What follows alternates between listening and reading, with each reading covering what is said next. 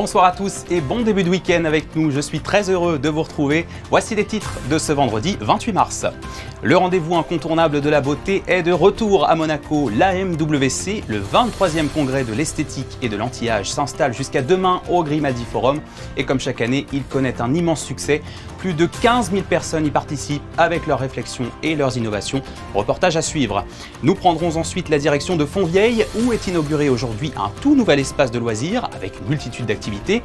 La plus grande est un circuit de karting façon Grand Prix. L'un de ses concepteurs, le pilote Clivio Piccione, sera avec nous dans un instant pour nous en parler. Chaque été, c'est l'événement au Grimaldi Forum avec une exposition exceptionnelle. En 2024, c'était Turner, le sublime héritage. Cette année, ce sera Couleur, consacré à l'histoire moderne de la couleur à travers les plus grands chefs-d'œuvre du XXe siècle. Et ils sont tous issus de la collection du Centre Pompidou à Paris, où nous retrouverons notre correspondant.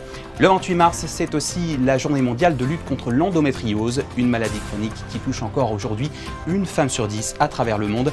Pour évoquer les réflexions scientifiques du temps présent et les avancées à ce sujet, nous recevrons notre deuxième invité, le docteur Guillaume Doucet, praticien en gynécologie obstétrique au CHPG. Et puis nous resterons sur le thème des femmes pour finir avec une histoire vraie liée au thème difficile des féminicides. Une pièce engagée proposée par le Théâtre des Muses jusqu'à dimanche, intitulée « Elle ne m'a rien dit ». C'est le rendez-vous incontournable des plus grands experts mondiaux de l'esthétique médicale et de la médecine anti-âge. L'AMWC, l'Aesthetic and Anti-Aging Medicine World Congress, est de retour à Monaco jusqu'à demain. Le prince Albert II était présent aujourd'hui dans les allées du Grimaldi Forum pour saluer les participants et observer les belles innovations que ce salon met en lumière. Voyez ce reportage de Marie Bonnet-Blanc et Alexandra Marangoni. C'est le congrès le plus important dans le domaine de l'esthétique, l'occasion de regrouper les professionnels du monde entier afin de découvrir de nouvelles méthodes, mais aussi des nouveautés en termes de matériel. J'ai acheté deux pinces en fait, des pinces pour la chirurgie de paupières qui sont très fines et te permettent une grande précision dans les interventions. Et donc des fois on en profite pour remoderner en fait, c'est toutes les choses que vous avez besoin pour ton métier en fait.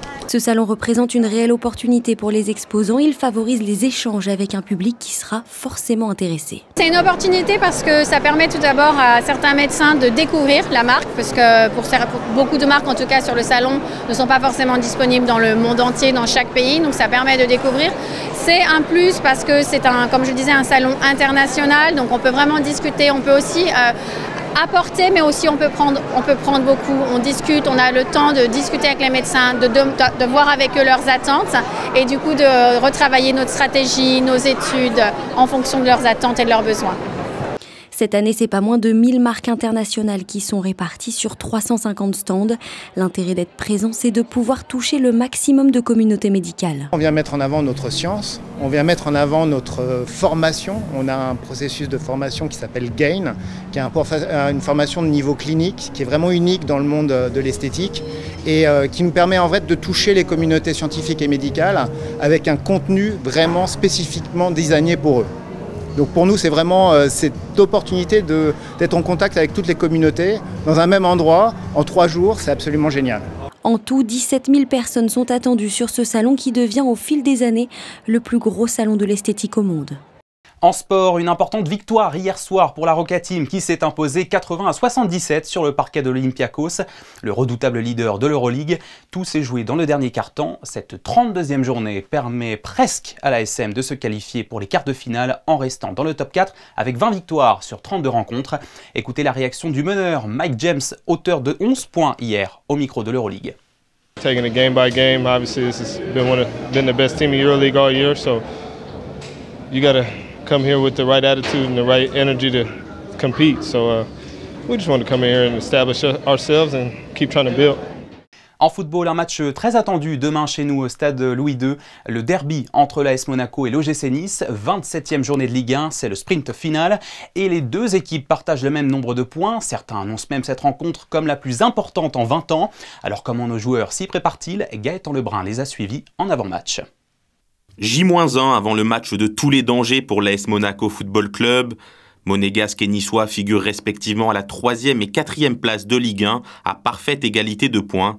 Et les deux équipes visent le podium pour cette fin de saison, synonyme de qualification directe pour la Ligue des Champions la saison prochaine. It's a Côte d'Azur derby for the clubs, for the fans, for everybody. It's an important one, but it's not the end of the season.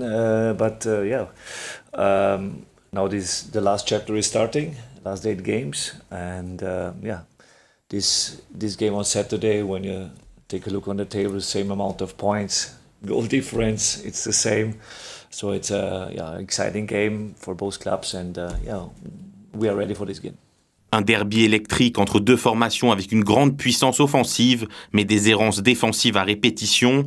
Les deux équipes ont offert au public de nombreux affrontements de légende, avec toujours à la clé la suprématie de la Côte d'Azur pour le vainqueur. C'est le derby et je pense que c'est les émotions du derby. Je pense que c'est toujours particulier de jouer un derby et ce derby, il nous le prouve dans ces dernières années. Et je pense qu'on doit apprendre de nos erreurs. Et c'est sûr que pour avoir le plus de chances possible de gagner ce derby, il faut être à 11 et c'est clair qu'on va apprendre de nos erreurs et on va tout faire pour en tout cas rester à 11 et gagner ce match. Les Monégasques auront aussi à cœur d'effacer la défaite de l'an dernier où ils s'étaient inclinés 1-0 au stade Louis II après 2 pénaltys manqués. Voilà, rendez-vous donc demain soir pour ce derby, coup d'envoi à 21h05. Encore du sport, mais d'un autre genre. Monaco inaugure aujourd'hui un tout nouveau complexe, le centre de pilotage et de loisirs Box 98, situé aux terrasses de Fontvieille. On y retrouve de nombreuses activités sur 4700 mètres carrés d'espace, dont la plus imposante, le circuit de karting. 3 associés sont à l'origine de cette idée et nous sommes ce soir avec l'un d'entre eux. Bonsoir Clivio Pichon. Bonsoir Théo. Merci d'avoir accepté notre invitation pour nous parler plus en détail de votre création qui répond à un souhait du gouvernement de créer un espace dédié à la jeunesse. Ce nouvel espace est un concentré de loisirs qui s'offre à Monaco, surtout du sport, avec bien sûr le fameux circuit de karting, mais aussi du karaoké. Présentez-nous tout ça. Oui, donc exact. Bon, bienvenue au Box 98. Comme vous l'avez dit, ici on est vraiment dans un espace de détente, de loisirs, de partage, où la colonne vertébrale de ce gros projet est vraiment une piste de karting développée sur plus de 400 mètres linéaires, avec des montées, des descentes, des virages en aveugle, un petit copier-coller des sensations fortes du Grand Prix de Monaco. À côté de tout ça, vous pourrez découvrir donc toute une zone d'arcade diverses et variées, du jeu de tir au jeu de pince, au jeu de basket, une zone de simulateurs avec 6 simulateurs connectés de chez RS Simulation qui vous permettront donc de découvrir au bord d'une Formule 1 ou d'une GT tous les circuits du monde. Et sur la partie basse du fond de la structure, nous avons finalement réussi à remettre un bowling en principauté avec 4 pistes de bowling. Toute une zone karaoké, une salle polyvalente, un snack et un bar à l'étage sur le plateau VIP afin de pouvoir diffuser aussi de nombreux sports, des événements, de la Formule 1 en direct et faire vivre cette passion autour du sport, de la jeunesse et du partage dans un lieu unique. Tout un tas d'activités. Donc, alors, bon, pour revenir à l'activité principale, le karting, ce circuit, vous l'avez pensé façon Grand Prix. C'est pas étonnant, vous êtes vous-même pilote. C'était ça l'idée de départ, recréer un mini Grand Prix accessible à tous? Oui, tout à fait. La grande complexité de la création de ce circuit est que 90% du tracé est hors sol, donc construit sur des poutres métalliques. Donc il y a une vraie prouesse architecturale qui a été mise en place, technique, l'acheminement des matériaux, le tracé, le dénivelé. Donc tout ça apporte des sensations exceptionnelles. Moi qui ai eu l'honneur de tester le circuit avant tout le monde, je peux vous garantir que les sensations sont au rendez-vous. Alors c'est pas votre première création, hein. On connaissait le circuit de kart indoor Monaco qui était avant installé au parking des pêcheurs, mais ça c'est terminé. Pourquoi avoir voulu changer de lieu, réinventer un nouveau circuit alors que l'autre connaissait déjà un franc succès? Tout à fait. Alors l'idée était depuis toujours, hein, ancrée au fond de moi, était d'avoir une opération pérenne dans le temps à la hauteur de la principauté. La chance que nous avions eue pendant plusieurs années d'exploiter le parking des pêcheurs était vraiment une première étape dans cette aventure. Et l'opportunité s'est présentée, un appel d'offres a été lancé par le gouvernement et suite à ça, nous avons répondu positivement et avons été sélectionnés pour offrir toutes ces sensations fortes à nos clients, nos résidents, nos monégasques et tous les futurs visiteurs qui pourront fouler ce circuit extraordinaire. Alors comment ça fonctionne lorsqu'on vient au Box 98? Est-ce qu'il va falloir s'inscrire au préalable? Est-ce qu'il y aura des forfaits ou bien tout sera libre? Expliquez-nous. Alors tout simplement, à votre première arrivée, vous passez la porte d'entrée, il y a des bornes d'inscription pour toute la partie karting qui est elle totalement dématérialisée. Donc les gens s'inscrivent, obtiennent une carte de membre et à partir de là peuvent acheter des crédits pour diverses sessions, d'une session à 10 sessions, des formules challenge. Donc toute une carte d'identité qui vous permettra de revenir chez nous et d'être déjà enregistré, de pouvoir suivre tous vos classements en ligne via une application, de recevoir des notifications quand votre chrono a été battu par quelqu'un de plus rapide. Donc vous serez même à distance connecté avec nous.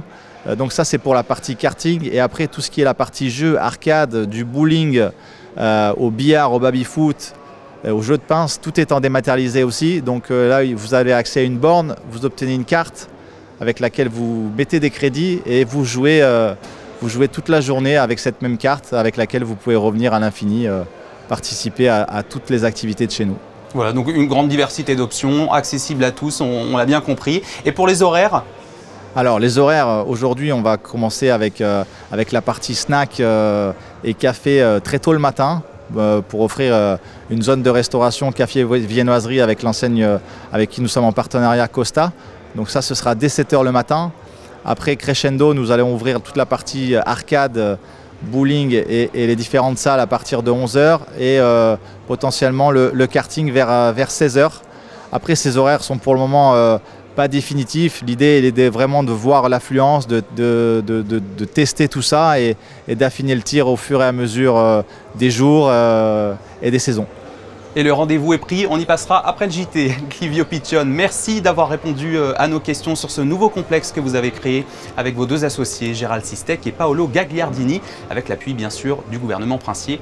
Le centre de pilotage et de loisirs Box 98 est installé, je le rappelle, aux terrasses de Fontvieille et il ouvre officiellement, notez bien, ce mardi 1er avril. C'est pas un poisson d'avril. Merci à vous. Merci beaucoup et à très bientôt. Quelques mots à présent sur la visite hier soir du Prince Albert II à l'exposition Paisine, actuellement présentée au NMNM. La Villa Paloma et l'artiste portugais Francisco Tropa y proposent un ensemble de sculptures, dessins, films et de projections lumineuses sur les origines géologiques de la sculpture et les temps préhistoriques. Une visite qui s'est poursuivie par un temps d'échange. Et si vous aussi souhaitez observer l'exposition, notez qu'elle sera au NMNM jusqu'au 21 avril.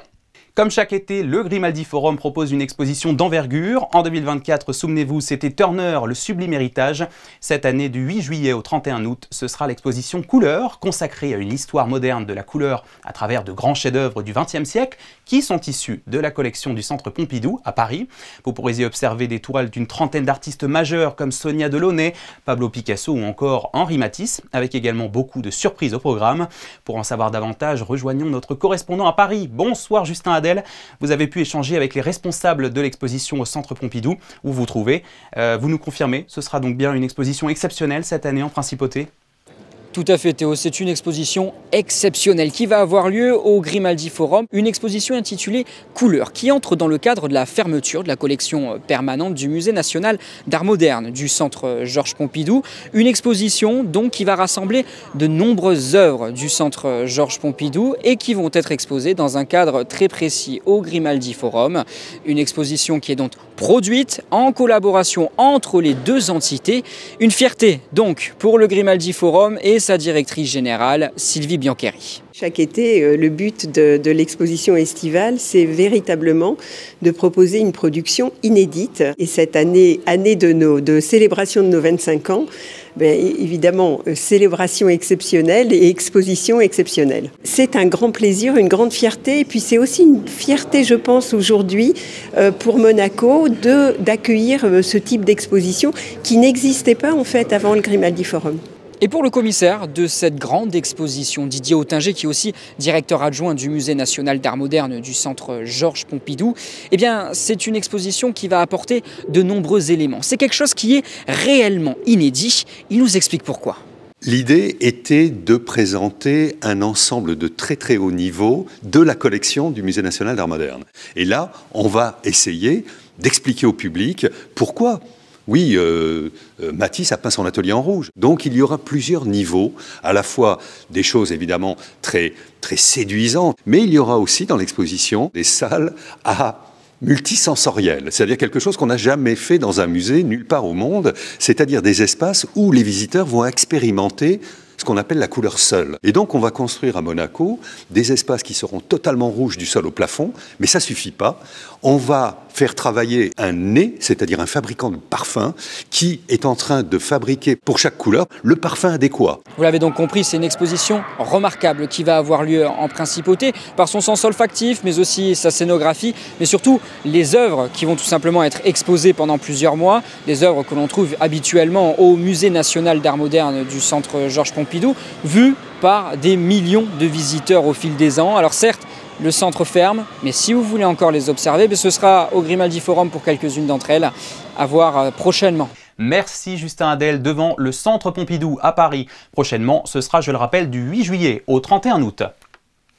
Tout autre chose à présent, nous sommes le 28 mars, c'est la journée mondiale de lutte contre l'endométriose, une maladie gynécologique inflammatoire chronique qui touche aujourd'hui 10% des femmes dans le monde selon l'OMS, l'Organisation mondiale de la santé. C'est 190 millions de femmes très exactement. Pour en parler, nous sommes avec le docteur Guillaume Doucet. Bonsoir à vous. Bonsoir. Vous êtes praticien en gynécologie obstétrique au centre hospitalier Princesse Grasse. Merci d'être avec nous ce soir. D'abord, en quelques mots, pour les personnes qui l'ignorent, pouvez-vous nous rappeler ce qu'est la maladie de l'endométriose? Comment elle se caractérise? Alors, la maladie de l'endométriose, c'est une pathologie inflammatoire chronique caractérisée par la présence de cellules de l'endomètre en dehors de la cavité utérine. Ces cellules de l'endomètre, initialement, en fonction des variations hormonales de la patiente, ce sont ces cellules-là qui vont saigner au moment des règles. Eh bien, ces cellules-là, lorsqu'elles sont localisées en dehors de la cavité utérine, et au moment des règles, elles vont se mettre à saigner, et en fonction de leur site d'implantation dans le ventre, on aura différents symptômes que l'on va retrouver à l'interrogatoire. Avec des conséquences très difficiles dans la vie d'une femme, douleurs fréquentes, problèmes de fertilité aussi. Exactement. Les premiers symptômes que l'on retrouve, ce sont des douleurs très importantes pendant les règles qui peuvent avoir comme conséquence des patientes qui ne vont pas aller travailler ou pour les lycéennes qui ne vont pas aller à l'école compte tenu de ces douleurs-là. Associées à ces douleurs qu'on appellera des dysménorrhées, on va retrouver des règles abondantes, on va pouvoir également retrouver des troubles urinaires, des troubles digestifs, des douleurs lors des rapports sexuels et aussi également une infertilité. Alors ces dernières années, on a observé une plus grande sensibilisation autour de la maladie, on en parle davantage. Et pourtant, ça ne veut pas dire qu'on l'a totalement comprise parce que c'est une maladie chronique qui reste difficile à diagnostiquer. Pourquoi ? Alors, elle n'est pas difficile à diagnostiquer, elle est multifactorielle cette maladie. Et on ne connaît pas encore précisément exactement la physiopathologie, pourquoi il y a des femmes qui vont avoir de l'endométriose et d'autres non. Après, aujourd'hui, on arrive de plus en plus, grâce à l'interrogatoire et à l'examen clinique et aux examens paracliniques, d'apporter un peu plus de réponses à des patientes qui ont mal depuis des années au moment de leurs règles. Avec l'épineux problème du diagnostic, qui reste quand même compliqué, il y a également celui un peu différent du délai de prise en charge, qui est parfois tardif, puisqu'il s'écoule en moyenne 7 ans entre l'apparition des premiers symptômes et la confirmation de la maladie. Comment est-ce que vous l'expliquez? Quels sont les changements qu'il faudrait apporter pour les patients qui en sont atteintes? Aujourd'hui, tout d'abord, la connaissance de cette pathologie, elle est plutôt récente. Donc effectivement, avant, on avait un délai de diagnostic 10 ans parce que souvent, on entendait d'avoir des règles douloureuses, c'est normal d'avoir mal pendant ces règles. C'est pour ça qu'on ne prêtait pas forcément attention du fait de la méconnaissance de cette pathologie. Et puis progressivement, avec l'évolution des connaissances, on a compris effectivement que des règles douloureuses, c'était pas normal et ça a amené petit à petit à une prise en charge de l'endométriose et à la découverte de cette maladie. Donc il reste encore, il y a encore d'autres évolutions à apporter pour améliorer cette prise en charge. Alors aujourd'hui, pour réduire ce délai de prise en charge, il y a des parcours qui se mettent en place et c'est ce qui est fait depuis 2 ans au centre hospitalier Princesse Grasse. Il y a le parcours endométriose qui a été mis en place et celui-ci va cibler les patientes pour lesquels on va suspecter l'endométriose ou alors les patientes qui souhaitent un deuxième avis par rapport à leur endométriose. Et sur ce parcours-là, on va cibler les consultations pour pouvoir améliorer la qualité de vie des patientes par rapport à leur interrogatoire. Ça va nous permettre de prendre en charge beaucoup plus rapidement la patiente dans le cadre de sa symptomatologie et effectivement, dans certains cas, de porter un diagnostic beaucoup plus rapide dans le cas d'une endométriose. Alors après, sur les traitements à proprement parler, quels sont ceux qui existent déjà et quels sont les défis qui restent à réaliser auxquels prend part le CHPG ? Alors, les traitements actuellement qui sont mis en place dans le cadre d'une endométriose, le premier traitement à mettre en place, c'est le traitement hormonal. Aujourd'hui, une patiente qui a de l'endométriose avérée, il faut absolument qu'elle ait un traitement hormonal pour lui couper les règles, parce qu'en coupant les règles, on va couper l'évolution et les symptômes de la maladie. En plus du traitement hormonal que nous, on va donner en consultation, il y a plein de traitements qu'on va mettre en place autour de la patiente et qu'on met en place à travers le parcours endométriose. On va avoir des règles hygiéno-diététiques avec une alimentation anti-inflammatoire, anti-œstrogénique. On va avoir la mise en place, dans le cadre de la douleur, d'une électrostimulation pour pouvoir pallier à des crises douloureuses chez les patientes. On va faire en sorte que les patientes puissent bénéficier de rééducation, de rééducation par le service de médecine physique et de la rééducation. Donc on a tout un tas de traitements médicamenteux en plus du traitement hormonal qu'on peut mettre en place dans le cadre d'une endométriose. S'il y avait pour finir un message de sensibilisation à faire passer à toutes les femmes qui nous écoutent, et même les hommes d'ailleurs, qu'est-ce que vous leur diriez ? Eh bien qu'aujourd'hui, effectivement, d'avoir des règles douloureuses, ce n'est pas normal et qu'il faut pas hésiter à consulter pour essayer de comprendre pourquoi on a ces règles douloureuses. Il y a du travail à faire en termes de sensibilisation, où il faut faire de la prévention, où il faut faire de l'information. C'est la raison pour laquelle l'année dernière, on avait fait une conférence mère-fille sur l'endométriose. Il faut pouvoir en parler, il faut pouvoir expliquer la maladie, il faut pouvoir expliquer les symptômes pour pouvoir voir arriver en consultation les patientes le plus tôt possible pour éviter d'avoir des patientes qui traînent pendant des années avec ces douleurs chroniques. Merci beaucoup, docteur Guillaume Doucet, de nous avoir éclairé sur ce sujet de la lutte contre l'endométriose à l'occasion de la journée mondiale ce 28 mars. Je rappelle que vous êtes praticien en gynécologie obstétrique au centre hospitalier Princesse Grasse. Merci à vous. Merci, au revoir. De la musique à présent, ou presque, l'Association des Amis de l'Orchestre Philharmonique de Monte-Carlo tenait hier sa 7e conférence mensuelle qui retrace les belles heures de son histoire. Elle était intitulée M&M, notre héritage, les grands disques de l'Orchestre de Monaco. À cette occasion, le chef d'orchestre américain de renommée internationale, Lawrence Foster, était l'invité d'honneur, lui qui fut par le passé directeur de l'OPMC. José Sacré et Arnaud Imbert étaient sur place. M&M, musique et Monaco, une longue histoire d'amour. C'est le titre d'un cycle de conférences mensuelles proposé par l'Association des Amis de l'Orchestre Philharmonique de Monte-Carlo que préside Smada Reisenberg. Nous soutenons l'Orchestre Philharmonique, bien entendu, dans ses projets conçus par l'orchestre. Et d'autre part, nous organisons des projets propres à nous qui viennent s'insérer dans le programme de l'orchestre. Ce qui me frappe, c'est que l'orchestre a été le centre de gravité de la vie culturelle monégasque. Lorsque l'orchestre a été créé en 1856, c'était pour accompagner l'arrivée des étrangers, pour accompagner l'essor de Monte-Carlo qui était en train d'être créé. Et tout au long de l'histoire de Monaco, eh bien, l'orchestre philharmonique a été là. Alors au début, c'était un petit orchestre de 20 musiciens. Après, rapidement, il est devenu un orchestre de 50, de 70, de 100 musiciens. Et il a accompagné la vie culturelle, mais la vie lyrique également. Mercredi 26 mars, André Perraigne a accueilli un invité d'honneur, le chef d'orchestre Lawrence Foster, qui fut durant 14 ans directeur artistique et musical de l'Orchestre Philharmonique de Monte-Carlo. Maestro, quels sont les événements qui vous ont marqué durant ces 14 années à Monaco? Un événement qui m'a bouleversé, évidemment, c'était de diriger et organiser toute la musique pour les funérailles de la princesse Grace. C'était évidemment un grand événement, mais pas heureux, évidemment, mais que je n'oublierai jamais. Mais et puis il y a les disques aussi. Vous avez fait beaucoup de disques, notamment Enesco. Le plus important, évidemment, c'était l'opéra Édipe d'Enescu. C'était un défi énorme. On n'était pas sûr de pouvoir le faire, mais on a fait beaucoup de répétitions et l'orchestre, tout le monde s'est impliqué beaucoup. Il y avait une distribution, Joseph Van Damme, Fassbinder, Nicolai Guerra encore, Barbara Hendricks, etc. C'était le plus grand moment musical de cette période à Monaco pour moi. Les mélomanes retrouveront avec plaisir Lawrence Foster à la tête de l'Orchestre Philharmonique de Monte-Carlo pour le premier concert dans la cour du Palais Princier cet été. Monte-Carlo a vibré au rythme du rock. Hier soir, le New Moods a accueilli le groupe Rabata Rocca pour un concert sensationnel mené à la voix par l'excellent Frédéric Platini. Un rendez-vous qui a réuni et surtout séduit beaucoup de monde, comme en témoignent ces images. Le bon goût s'exprime en musique, mais aussi en cuisine. Le concours de cuisine Maestro Kids a connu son dénouement hier au Fairmont. Les 9 petits cuistots parmi les 17 lauréats ont reçu leur diplôme pour la préparation des recettes exceptionnelles qu'ils avaient préparées.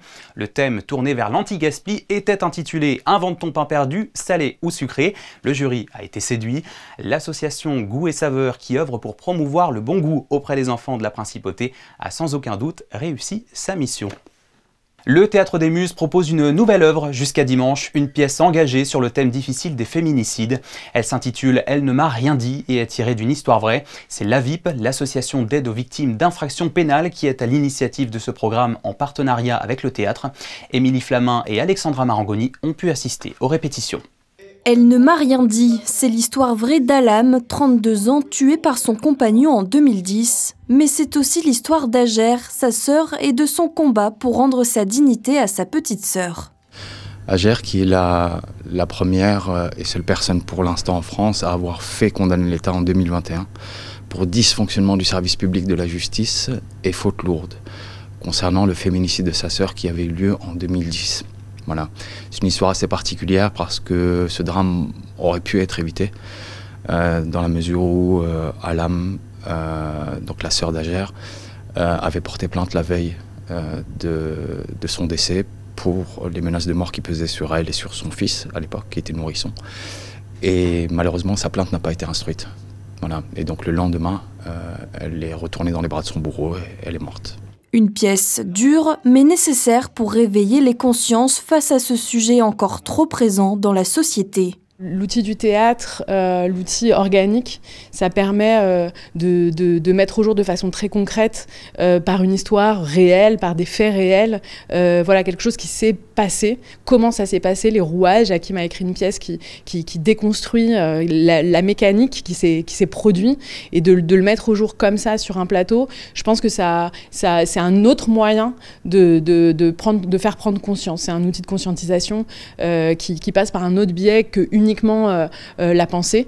C'est aussi traduire la pensée en émotion, traduire la pensée en exemple, et de créer une empathie, évidemment, et avec le parcours d'Alam et avec celui d'Ager, pour essayer de faire prendre conscience qu'on est tous et toutes responsables collectivement de ce qui se produit, même quand on n'est pas auteur de violence. Après ces 2 premières représentations en Principauté, la pièce est à retrouver également samedi à 20h et dimanche à 16h30 au Théâtre des Muses.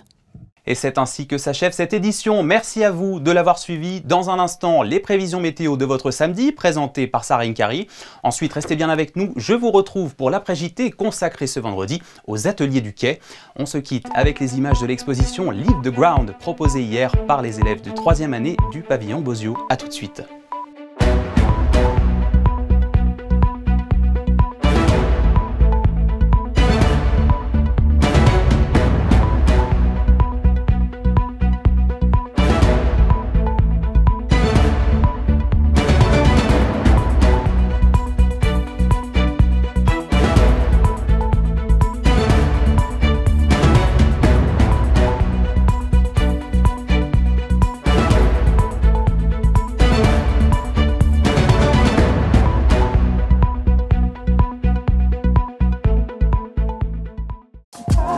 Retrouvez la météo avec Maya Bay, le restaurant référence thaï japonais de Monaco.